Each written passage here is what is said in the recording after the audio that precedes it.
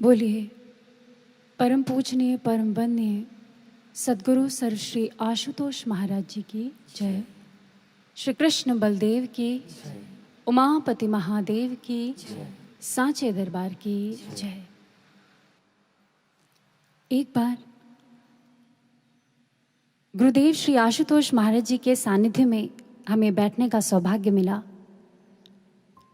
और महाराज जी ने उस दिन जीवन की अबूझ पहेली को हम सभी के समक्ष समझाते हुए एक बहुत सुंदर भजन गुनगुनाया। उस भजन के बोल आज के समय के लिए एक बहुत गहरा चिंतन और एक चेतावनी अपने भीतर संजोए हुए थे। आइए क्यों ना हम आज मिलकर के उस भजन को पुनः दोहराते हैं, उसे सुनते हैं और जानते हैं कि ये जीवन है क्या।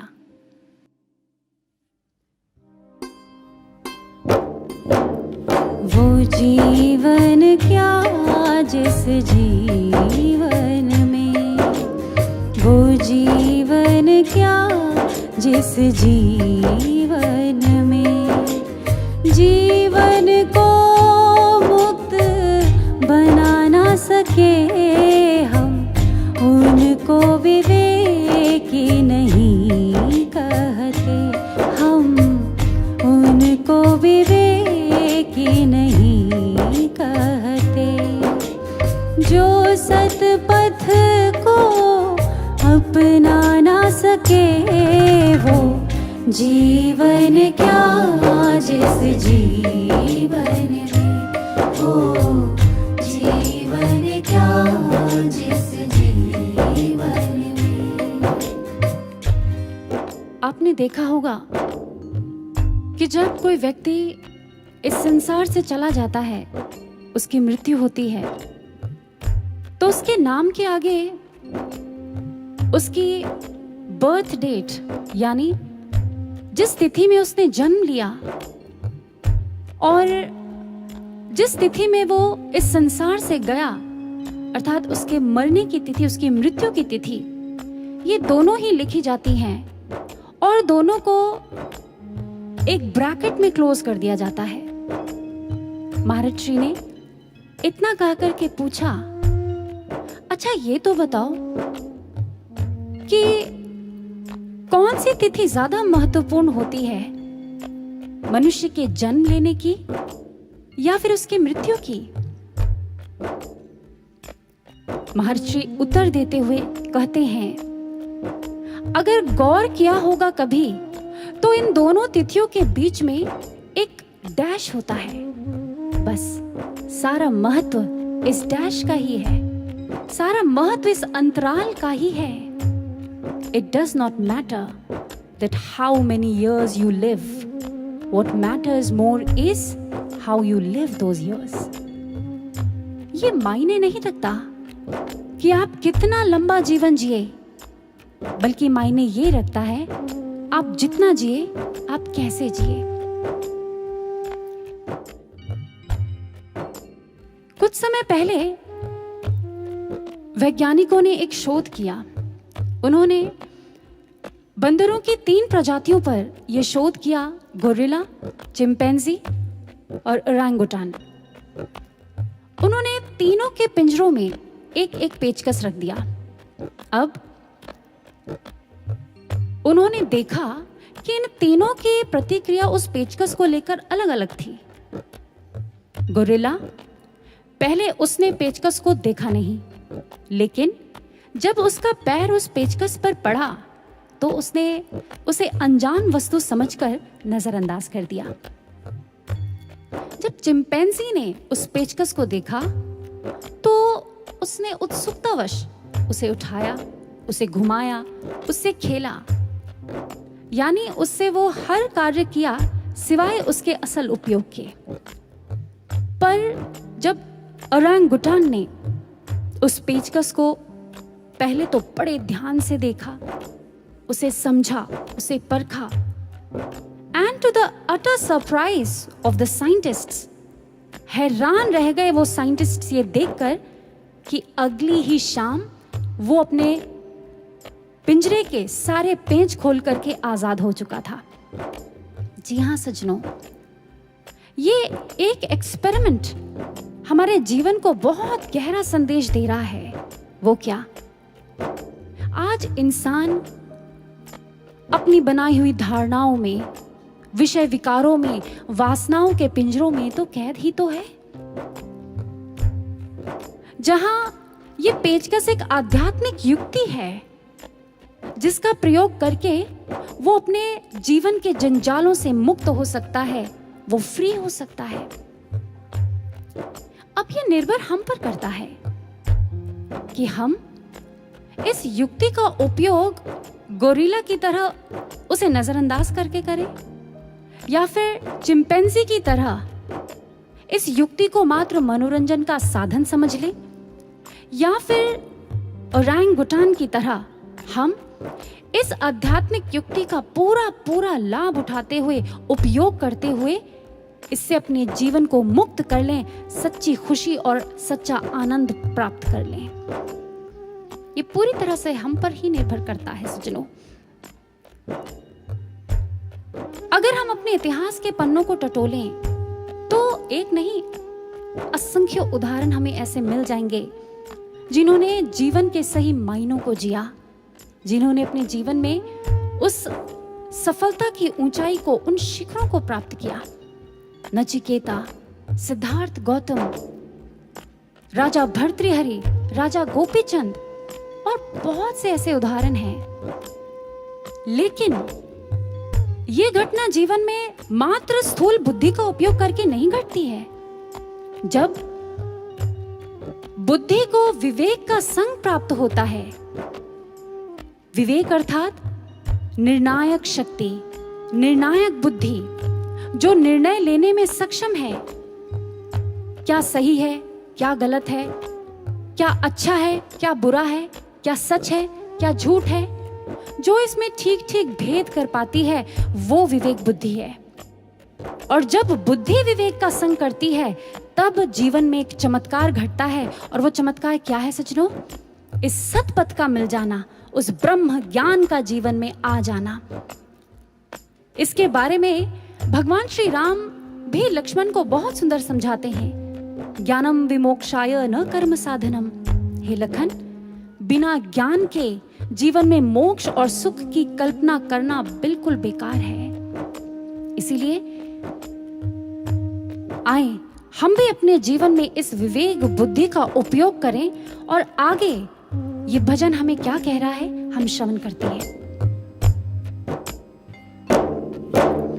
जीवन में जितने दुखिया हैं वो निज दोषों के कारण है। जीवन में जितने दुखिया हैं वो निज दोषों के कारण है। पर जिनको इतना बोध नहीं, पर जिनको इतना बोध नहीं, वो इन दोषों को मिटा ना सके। वो जीवन क्या जिस जीवन में, वो जीवन क्या जिस जीवन में। मुझे याद है उस दिन महाराज जी ने इन पंक्तियों को सुनाते हुए एक प्रश्न हमसे किया था। जानते हो, कुछ लोग दुखी क्यों रहते हैं?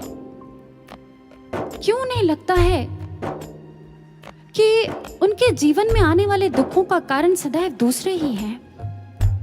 तब महाराज जी ने एक पंक्ति कही और सारा सार प्रकट कर दिया।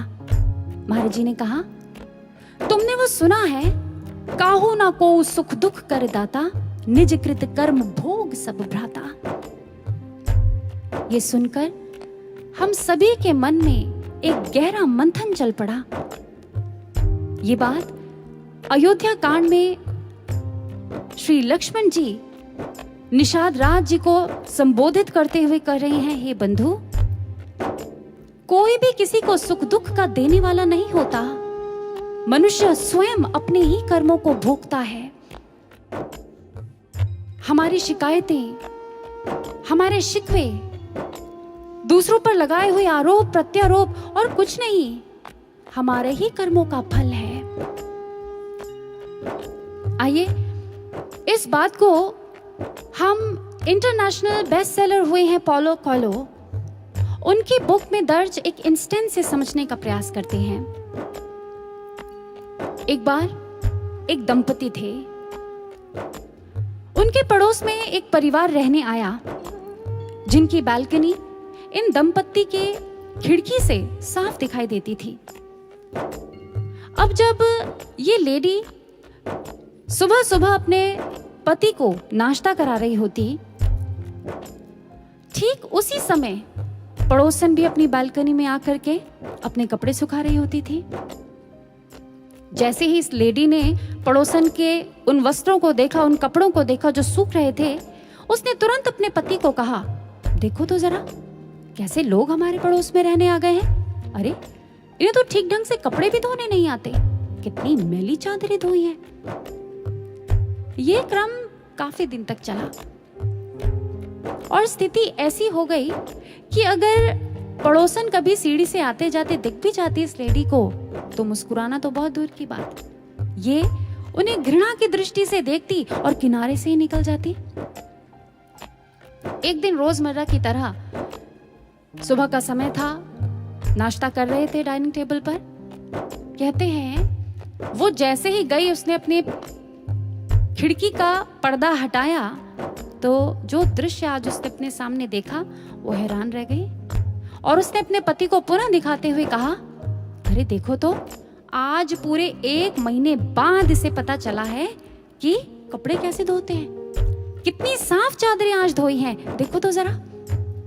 पति पीछे बैठे मुस्कुरा रहा था और उसने पत्नी को कहा, भाग्यवान, ये चादरों की धुलाई का कमाल नहीं है, ये कमाल है हमारी खिड़की पर लगी मैल की सफाई का, जो कल शाम ही मैंने रगड़ रगड़ कर साफ करी है। इसलिए दोष उसकी चादरों में नहीं है, दोष तो था हमारी खिड़की पर लगी मैल का। कुछ समझ पा रहे हैं आप?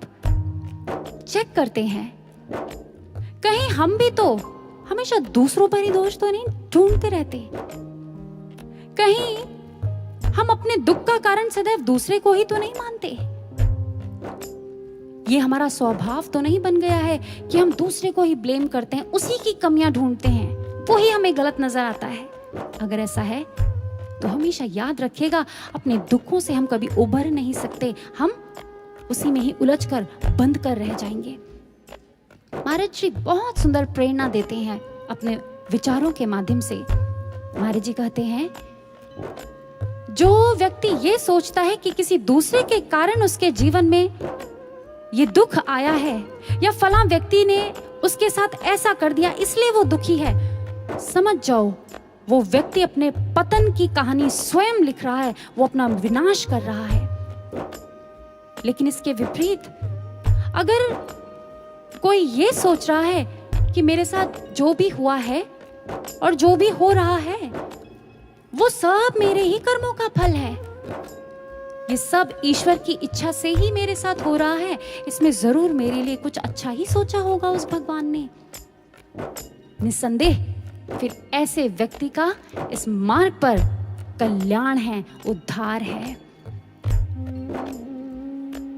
ऐसा एक संसारी जीव ही नहीं, एक गुरु भक्त भी करता है, जो इस संसार में रहते हुए उस गुरु ज्ञान को प्राप्त करते हुए भी ये त्रुटि उससे होती है और बहुत बार होती है। महात्मा बुद्ध के संघ का एक भिक्षु था कोकालिक। कहते हैं संघ के कुछ भिक्षुओं से हमेशा असंतुष्ट रहता था, उनके प्रति अपने हृदय में द्वेष भाव रखता था। महात्मा बुद्ध के बार बार समझाने के बाद भी उसके विचार टस से मस नहीं होते थे। कहता, महात्मन, हे बुद्ध, मेरी आपके प्रति अपार श्रद्धा है, आप मेरे पूजनीय हैं, आप मेरे वंदनीय हैं, लेकिन जो बात आप कह रहे हैं ना, वो मैं उससे सहमत नहीं हूं। महात्मा बुद्ध कहते, कोकालिक, ये कैसी श्रद्धा है तुम्हारी मुझ पर? जो मैं कह रहा हूं वो तुम्हें मान्य नहीं? अरे जिनके कार्यों का समर्थन मैं करता हूं, मैं कर रहा हूं, तुम उन्हीं का विरोध करने पर तुले हुए हो। मैं तुम्हें सतर्क कर रहा हूं, ये तुम्हारे लिए हितकर नहीं है। कोकालिक कहता, आप हमेशा अपने उन प्रिय भिक्षुओं का ही साथ क्यों लेते हैं? मुझे तो पता ही था आप उन्हीं का ही पक्ष लेंगे, लेकिन मैं भी संघ के अन्य भिक्षुओं के साथ मिलकर के उनका विरोध अवश्य करूंगा, आप देख लेना। महात्मा बुद्ध ने पुनः उसे सतर्क किया, नहीं कोकालिक नहीं, वत्स, सबके प्रति संभाव रखो, प्रेम रखो, कोई किसी को दुख देने वाला नहीं, अपने दुख का कारण किसी को मत समझो। जो ऐसा करता है, जो संग में फूट डलाने का प्रयास करता है, मन मुटाव पैदा करता है, वो घोर नरकों को प्राप्त होता है। कोकालिक सावधान। कहते हैं अभी कुछ दिन ही घटे थे इस घटना को कि कोकालिक के पूरे शरीर में सरसों के से फुंसियों के दाने उभर आए। पीड़ा में है, दर्द में है, लेकिन उसके कुविचार जैसे के तैसे हैं। वो संघ के अन्य भिक्षुओं को पथभ्रष्ट करने में जुटा हुआ है, तुला हुआ है। अब उसकी हालत ये हो गई है कि उसकी दुर्भावनाएं मन, वचन, कर्म से अब विष उगल रही हैं। उसका द्वेष उस चरम सीमा को प्राप्त हो गया कि अब कोई हद नहीं है, सारी हदें लांघ चुका है उसका द्वेष। कुछ दिन बीते, अब कोकालिक की शरीर की वो फुंसियां आंवलों के दानों जैसी बड़ी हो गई और करते करते एक दिन पके हुए बेल की मानिंद होकर वो फूट पड़ी, फूट गई। उनसे खून और मवाद बहने लगा। अपने शिष्य की ऐसी दुर्दशा देख करके किस गुरु का हृदय पसीजेगा नहीं सज्जनों। आज महात्मा बुद्ध का हृदय छलछला उठा। उन्होंने आज एक देव पुरुष को आज्ञा दी कि जाओ और कोकालिक के स्वप्न में जाकर उसे बोध कराओ उसके पापों का। उसे बताओ कि अभी भी समय है, वो जाकर अपने अपराधों की क्षमा मांग ले। अभी भी समय है, अभी भी कुछ नहीं बिगड़ा। आपको क्या लगता है कोकालिक ने क्या किया होगा? विनाश काले विपरीत बुद्धि। जी हाँ, वो कहता, मुझे तो पता ही था ये तथागत की ही कोई नई चाल है। अरे वो सदैव अपने उन प्रिय भिक्षुओं का साथ देते आए और देते रहेंगे, इसीलिए मैं भी कोकालिक हूं, अंतिम दम तक हार नहीं मानूंगा, डटा रहूंगा। इतिहास बताता है कुछ ही समय बाद कोकालिक की दर्दनाक मृत्यु हो गई और वो घोर नरकों में भटकने को विवश हो गया। आज तथागत अपने सारे भिक्षुओं को पास बिठाकर समझा रहे हैं कि ताकि आने वाले समय में कोई ऐसे पाप का अर्जन ना कर ले अपने जीवन में। और वो कहते हैं, भिक्षुओं, कोकालिक स्वयं अपने दुखों का कारण था। सदैव दूसरों पर वो दोष लगाता रहा और उसने अपने जीवन के सारे कल्याण के मार्ग बंद कर लिए और घोर नरकों में वो भटका, उसे भटकना पड़ा। ये बात सिर्फ महात्मा बुद्ध ही नहीं समझा रहे सज्जनों। कठोपनिषद में यमाचार्य जी भी इसी बात की पुष्टि करते हुए कहते हैं, यह चेदशकत बोधुं प्राक शरीरस्य विस्तरसः ततः सर्गेषु लोकेषु शरीरत्वाय कल्पते। अगर इस तन के रहते रहते अबोध ही बने रहे, उस गुरु ज्ञान के प्रति, उस ईश्वर के दर्शन के प्रति बोध उत्पन्न नहीं हुआ जीवन में, तो फिर ये आत्मा युगों युगों, कल्पों कल्पों तक भटकने को विवश हो जाती है, भटकती है, चित्कार करती है, दुख भोगती है।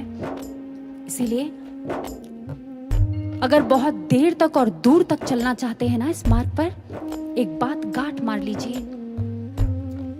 अपने जीवन में आने वाली हर परिस्थिति को अपने उत्कर्ष की सीढ़ी बना लीजिए, अपने निर्माण की सीढ़ी बना लीजिए। ये मत देखिए दूसरे के भीतर कितने अवगुण हैं, अपने भीतर उतरकर अपना स्वाध्याय करें हम सब और ये देखें मैं अपने दोषों को कैसे ठीक कर सकती हूँ या कैसे ठीक कर सकता हूँ। आइए आगे भजन हमसे क्या कह रहा है, श्रवण करते हैं। धन बल में है फूल रहा, कोई ऊंचे पद पर झूल रहा, कोई धन बल में है फूल रहा, कोई ऊंचे पद पर झूल रहा। पर ये तो सब निरर्थक है, पर ये तो सब निरर्थक है, जो काम किसी के आ ना सके वो जीवन क्या जिस जीवन में हो, जीवन क्या जिस जीवन में। आपने इन्फ्लुएंजा का नाम तो सुना ही होगा। एक तरह का वायरस है ये। 1970 के दशक में ऑक्सफोर्ड डिक्शनरी ने एक नया शब्द जोड़ा अपने शब्दकोश में और उसे नाम दिया अफ्लुएंजा। ये भी एक तरह का वायरस ही है। इसे आप एक तरह का पैंडेमिक, एक महामारी भी कह सकते हैं। और जानते हैं इसके सिम्टम्स क्या हैं? धन, बल, पद, मान, सम्मान, ऐश्वर्य प्राप्त करने के लिए इंसान पागल रहता है, विचलित रहता है। उसे बस यही चाहिए और कुछ नहीं। कहते हैं इस महामारी के चपेट में आने वालों की संख्या अनगिनत है। कुछ उदाहरणों के तौर पर अगर आपको बताएं, हार्वर्ड ह्यूज हुए हैं जो शिकागो के एक बहुत बड़े बिजनेस मैग्नेट हुए अपने समय के। कहते हैं oil gas company, air space group, aircraft group, airlines, इन सब का एकलौता वारिस। इसके अलावा एक सक्सेसफुल प्रोड्यूसर, डायरेक्टर, एक इन्वेंटर और भी बहुत कुछ, न जाने कितनी उपलब्धियां उन्होंने अपने नाम पर करी थी। लेकिन जानते हैं अंत कैसा रहा?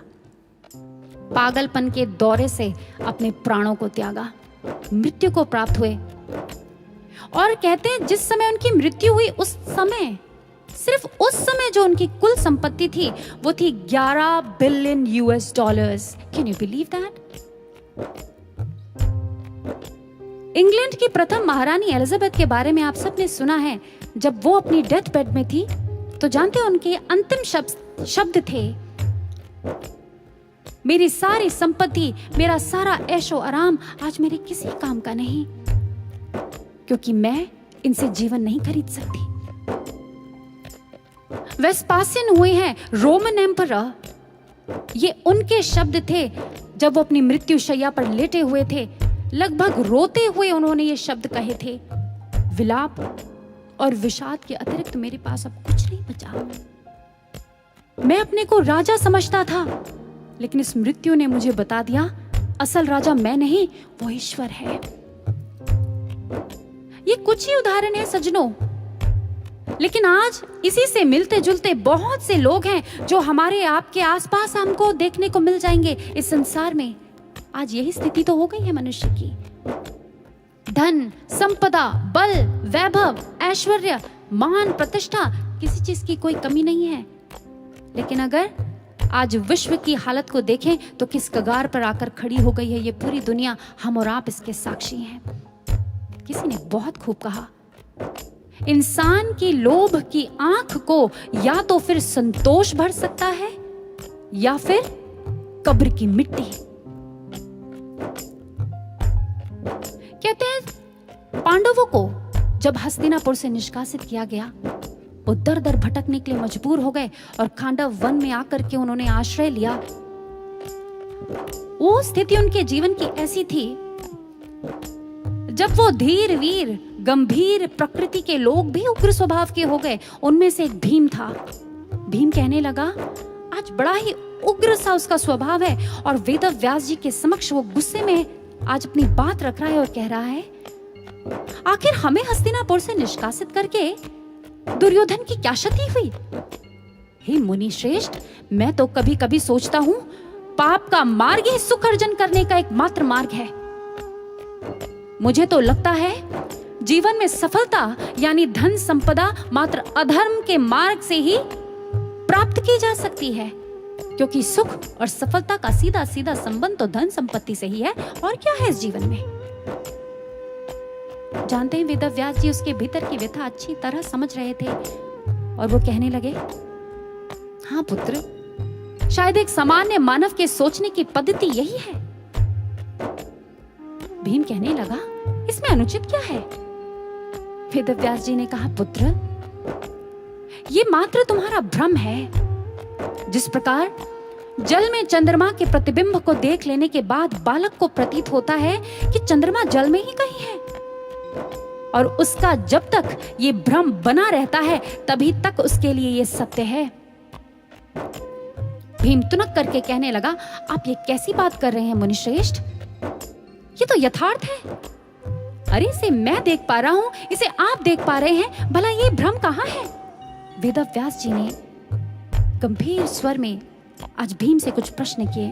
भीम, मुझे एक बात बताओ, इस जीवन में ज्यादा सुखी कौन है, मैं या दुर्योधन? आज भीम ने अपने दोनों हाथ जोड़े और कहने लगा, मुनिश्रेष्ठ, आप।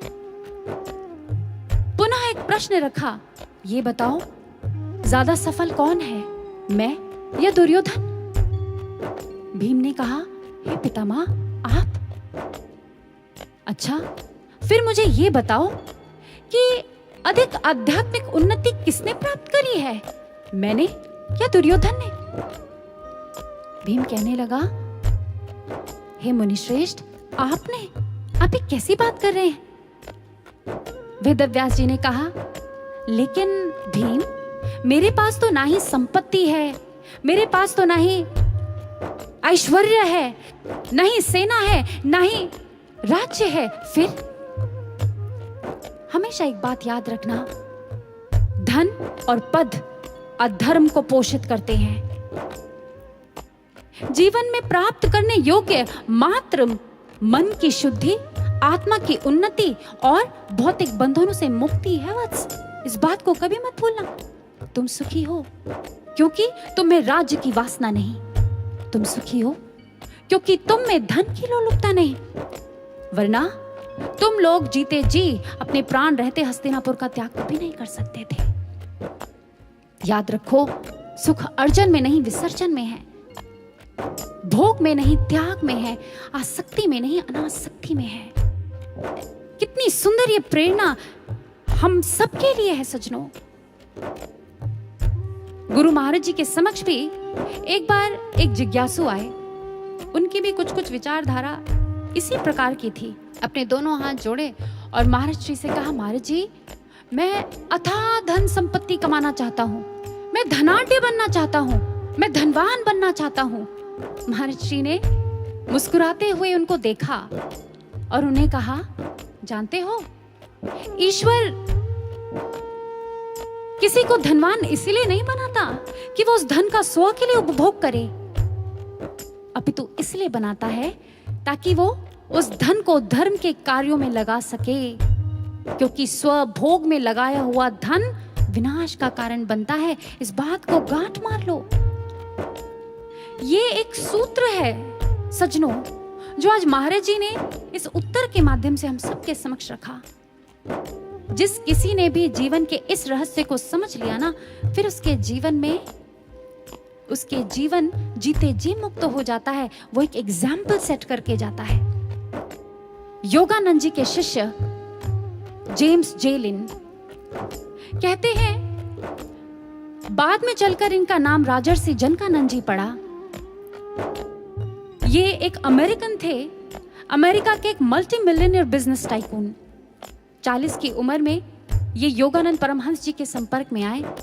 इन्होंने उनसे आध्यात्मिक दीक्षा को प्राप्त किया और ये उनकी ऑटोबायोग्राफी में लिखा हुआ है, मेरे जीवन में अथाह धन संपत्ति थी, ऐश्वर्य था, मान था, वैभव था, सब कुछ था, लेकिन मेरे जीवन में सुख नहीं था। एक विषाद, एक हताशा, एक निराशा, एक अलग सी अनिश्चितता मेरे जीवन को घेरे रहती थी, मुझे हर पल घेरे रहती थी। लेकिन जब मेरे जीवन में योगानंद जी आए तो उन्होंने मेरे जीवन की दिशा और दशा दोनों को ही बदल कर रख दिया। मेरा जीवन धन्य हो गया। और जानते हैं सज्जनों, इन गुरु भक्त की कैसी लौ लगी अपने गुरु से। कहते हैं घर पे उपयुक्त माहौल वातावरण ना मिलने पर ये सुबह जल्दी उठ करके अपने दफ्तर जाया करते और अपने ऑफिस के सेक्रेटरी डेस्क में जाकर के एक नोट छोड़ देते थे, please do not disturb, I am in conference with God. और घंटों घंटों साधना किया करते थे। अपने मल्टीपल बिजनेस के साथ साथ ये योगानंद परमहंस जी के आध्यात्मिक सम्मेलनों और आयोजनों में डट करके आर्थिक रूप से भी सहायता प्रदान करते रहते थे। अपने गुरु से एक ऐसा जुड़ाव स्थापित कर लिया था इन्होंने कि कितने भी व्यस्त हो ना, बस एक बार गुरु का संदेश क्या मिलता था, ये अपने सारे कार्यों को छोड़ करके और गुरु की आज्ञा की पूर्ति में जुट जाया करते थे। इतनी लगन, ऐसी लौ लगी। एट द एज ऑफ 63, जब अपनी मृत्यु के समय उन्होंने अपनी प्रॉपर्टी का एक बहुत बड़ा हिस्सा, a massive amount of $6 billion, धर्म के प्रचार प्रसार में दान स्वरूप भेंट किया, जो आज के $56 मिलियन के करीब है। सज्जनों, धर्म और कर्म के प्रति ऐसा अनूठा सामंजस्य, एक साधक के रूप में ऐसी एक निष्ठता थी इन गुरु भक्त जेम्स लिन की, जो आज के समय के लिए एक प्रेरणा बन गए। योगानंद परमहंस जी के शब्द हैं ये जेम्स लिन के लिए, May your life be a beacon light of inspiration to spiritual seekers on earth and in the astral world hereafter. तुम्हारा जीवन आध्यात्मिक जिज्ञासुओं के लिए वो प्रखर प्रेरणा पुंज बने जो ना केवल इस लोक को बल्कि उस लोक को भी जगमगाता रहे, वहां भी जगमगाता रहे। इसीलिए सज्जनों, धन वही पवित्र है, वही सात्विक है जो इस धर्म के मार्ग पर लगता है, अन्यथा वो धन भी पाप का ही कारण बन जाता है। गीता के 17वें अध्याय में भगवान श्री कृष्ण इसी बात की पुष्टि कर रहे हैं। दात्वम मिति यद्दानम दीयते अनुपकारिणे देशे काले च पात्रे च तद्दानम सात्विकम स्मृतम। वो श्रेष्ठ दान जो समाज के प्रति अपनी जिम्मेदारी को देखते हुए सही समय, सही स्थान और सही व्यक्ति को दिया जाए, वो भी बिना किसी आशा के, वो ही सात्विक दान है, वो ही सर्वोपरि और श्रेष्ठ दान है।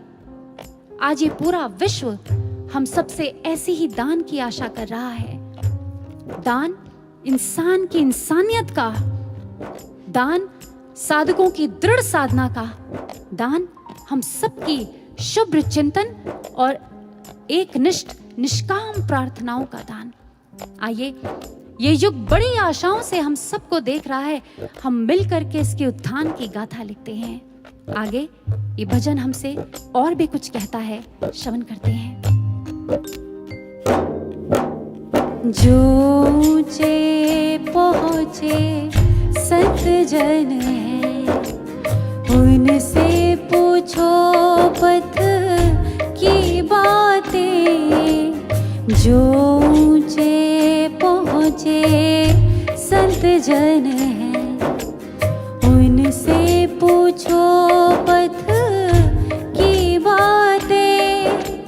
जो बारह बाट के बीच में है, जो बारह बाट के बीच में है, वो हमको राह दिखा ना सके। वो जीवन क्या जिस जीवन में, वो जीवन क्या जिस जीवन में। एक बार महर्षि के पास कुछ लोग बैठे थे।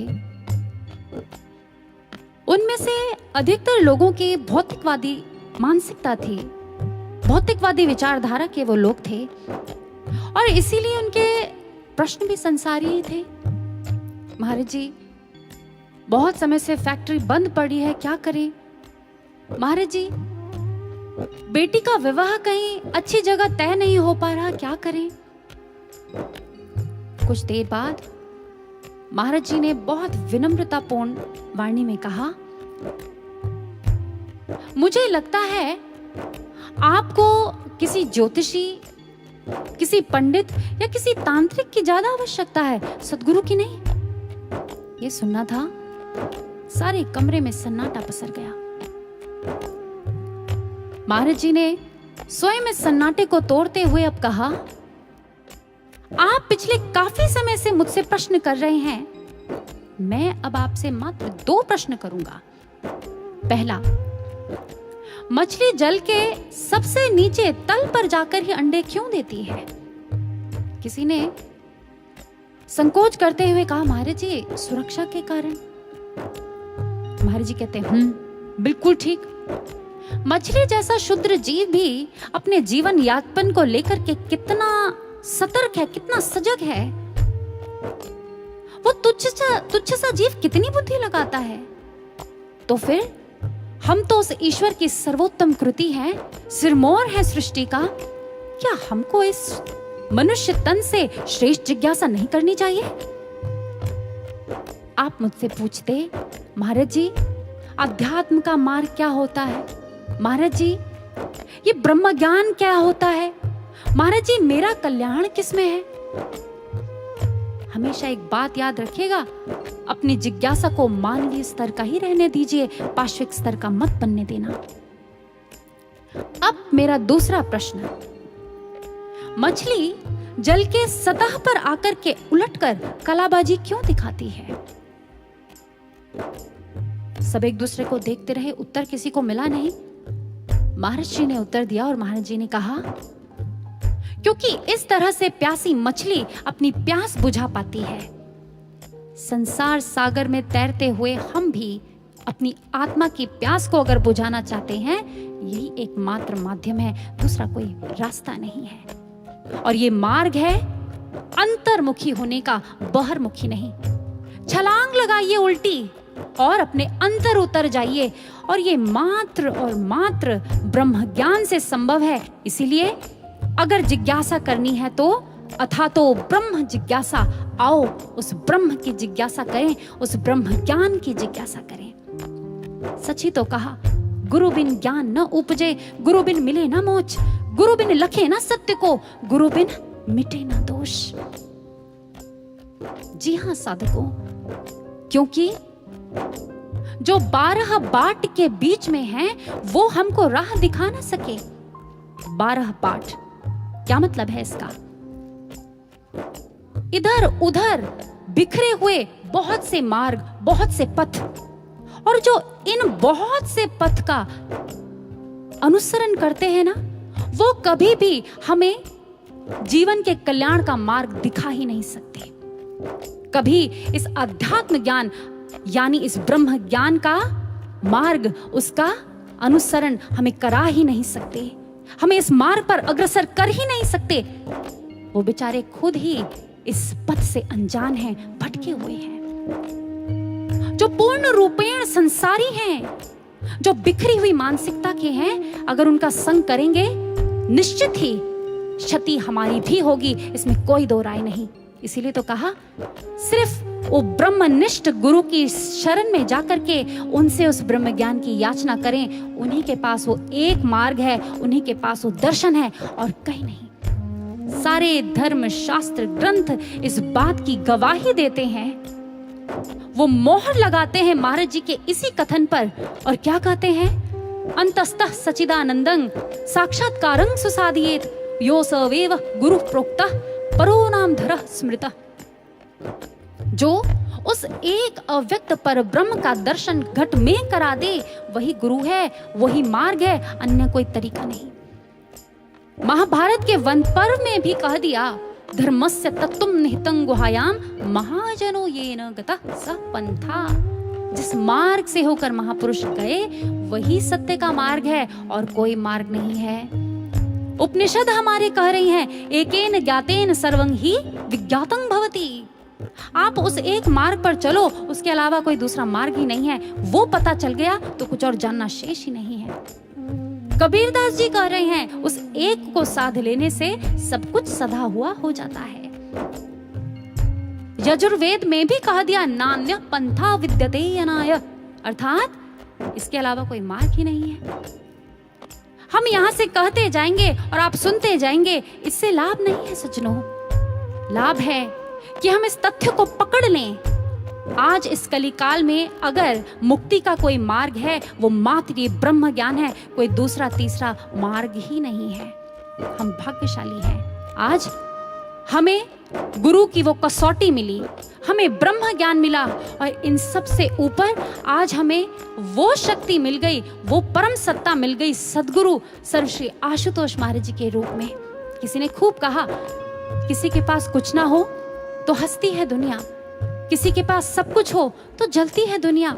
हमारे पास युग के पूर्ण गुरु आशुतोष हैं, जिनके लिए तरसती है दुनिया, जिनके लिए तरसती है दुनिया। जी हाँ सज्जनों, कहते हैं अगर कोई नेत्रहीन गिर जाता है ना, तो ये सारा संसार उसके प्रति सहानुभूति जताती है, उसके प्रति दया प्रकट करती है। ये सारी दुनिया उसको दया की दृष्टि से देखती है। लेकिन अगर कोई आंख वाला गिरता है तो ये संसार उस पर हंसता है, उसका मखौल उड़ाता है। ठीक इसी प्रकार आज ये हमारा परम सौभाग्य है कि गुरुदेव श्री आशुतोष महाराज जी की अनुकंपा से हमें वो विवेक का चक्षु प्राप्त हुआ है, वो ब्रह्म ज्ञान प्राप्त हुआ है, वो मार्ग भी महाराज जी ने दिखाया है।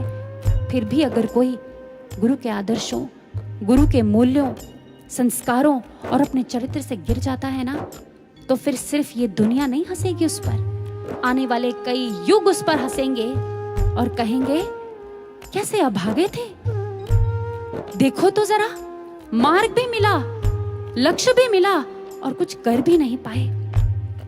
कहीं ऐसा ना हो सज्जनों, आज नवयुग का महाकाव्य लिखा जा रहा है, जिसके ऑथर स्वयं गुरुदेव श्री आशुतोष महाराज जी हैं। उनकी ऑडियंस ये संपूर्ण मानव जाति है। उनका पर्पस यानी ध्येय ब्रह्म ज्ञान से मानव में क्रांति, से विश्व में शांति तक का ध्येय है। आइए, हम किस चीज की प्रतीक्षा कर रहे हैं? हम भी नवयुग के इस महाकाव्य में अपनी अपनी भूमिकाएं पूरी ईमानदारी से निभाएं सज्जनों। गुरु महाराज जी के पास एक बार एक भक्त बैठा हुआ था और उसने दोनों हाथ जोड़ते हुए महाराज जी से प्रार्थना करी, महाराज जी हमें कैसे पता चले कि हम इस मार्ग में दृढ़ता से चल रहे हैं? हमें कैसे पता चले कि आप हमसे प्रसन्न हैं, हम ठीक ठाक चल रहे हैं? महाराज श्री ने एक बात उन गुरु भाई को बोली और कहा, देखो इस मार्ग में 3 प्रकार के लोग चलते हैं। एक वो जिनमें दैवीय गुण होते हैं, दूसरे वो जिनमें जो अंदर और बाहर से पवित्र होते हैं, पवित्र आचरण के स्वामी होते हैं। अभी इतना सुनना ही था कि उन गुरु भाई की आंखों से अश्रुधारा प्रवाहित हो गई और वो रोने लगे, सुबक सुबक कर रोने लगे और महाराज जी के चरणों में गिर गए। महाराज जी से कहने लगे, महाराज जी मेरे भीतर तो ना ही कोई दैवीय गुण है प्रभु, और ना ही मैं भीतर और बाहर से पवित्र हूँ। मलिनताओं का पुतला हूं मैं तो महाराज जी। वासनाएं, ईर्ष्या, द्वेष, कामनाएं ये सब भरी पड़ी है। क्या फिर मैं आपके योग्य नहीं? क्या महाराज जी मैं इस मार्ग में नहीं चल पाऊंगा? दया करिए महाराज जी। महर्षि ने जैसे ही ऐसे सुना, महाराज जी की आंखों में आज करुणा का सागर सिमट गया और महाराज जी ने अपने हाथों से उसके सर पर प्यार से हाथ सहलाया। और जानते हैं महाराज जी ने क्या कहा? महाराज जी ने कहा, और जानता है तीसरे कौन से होते हैं? जिन्हें हम चुनते हैं। और फिर जिन्हें हम चुनते हैं वो भाग्यशाली होते हैं जो कि तुम हो। हाँ, वो महाराज जी को देखता रहा, रोता रहा और देखता रहा, ये कैसी दयालुता है भगवान की, ये कैसी करुणामयी भगवान है, ये महाराज जी कितने करुणामयी है। महाराज जी ने कहा, जो मेरे आदर्शों को, मेरे व्यक्तित्व को, मेरे आचरण को अपने जीवन में उतार लेगा, धारण कर लेगा, फिर ये सब गुण तो मैं उसके अंदर ऐसे ही भर दूंगा। समझा कुछ? क्या हम समझे कुछ? जी हाँ सज्जनों, आज महाराज जी से प्रार्थना करें, महाराज जी जिस लक्ष्य के लिए आपने हम सबको चुना है ना महाराज जी, हम सब भी उसके योग्य तो नहीं है, लेकिन ये आपकी करुणा है, आपकी दया है, अथाह ममता है हमारे प्रति कि आपने हमें इस योग्य समझा। आपने हमारे भीतर वो संभावनाएं खोजी, आपने हमारे भीतर जिंदगी का सही मर्म जगाया और हमें अपने संग चलने का वो गौरव प्रदान किया। महाराज जी, हमें तो ऐसी कोई भी बात नहीं है। हे महाराज जी, हम आपका शुक्रिया अदा कैसे करें? महाकाव्य में चुनकर हमको जीते जी निर्वाण दे दिया। हमने तो एक किरण मांगी थी, तुमने तो दिनमान दे दिया। परम चेतना और अनंत करुणा के सिंधु हो तुम। धूल से दूषित कण हैं हम, जो मलिनताओं में कहीं थे गुम। संभावनाएं खोजी हम में, अपने संग चलाया है। ना कुछ किया न कर पाए, फिर भी हर श्रेय दिलाया है। बूंद के प्यासे चातक को स्वाति सिंधु अमान दे दिया। हमने एक किरण मांगी थी, तुमने तो दिनमान दे दिया। हमने एक किरण मांगी थी, तुमने तो दिनमान दे दिया। हम योग्य नहीं थे महाराज जी, पर आपने हमें ये अवसर दिया, आपने हमें ये सौभाग्य प्रदान किया। हमें शक्ति भी देना कि हम इस मार्ग में अंत तक ईमानदारी से अपने पूरे प्रयासों के साथ डट करके चलते रहे महाराज जी, और इस जीवन का सही मूल्य अदा करके जाएं और ऐसी प्रेरणा दीप बन करके संसार में जगमगाएं जो अमर दीप हो जाए, अमर दीप हो जाए। आइए इस प्रेरणा को क्यों ना एक बार फिर अपने हृदय में संजोते हैं।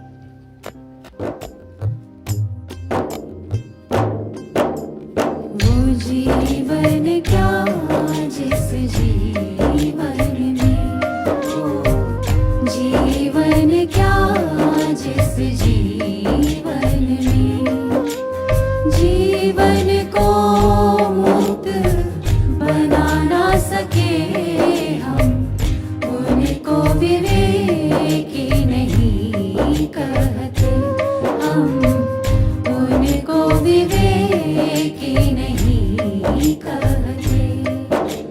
जो सतपथ को अपना ना सके, वो जीवन क्या जिस जीवन में, वो जीवन क्या जिस जीवन में, वो जीवन क्या जिस जीवन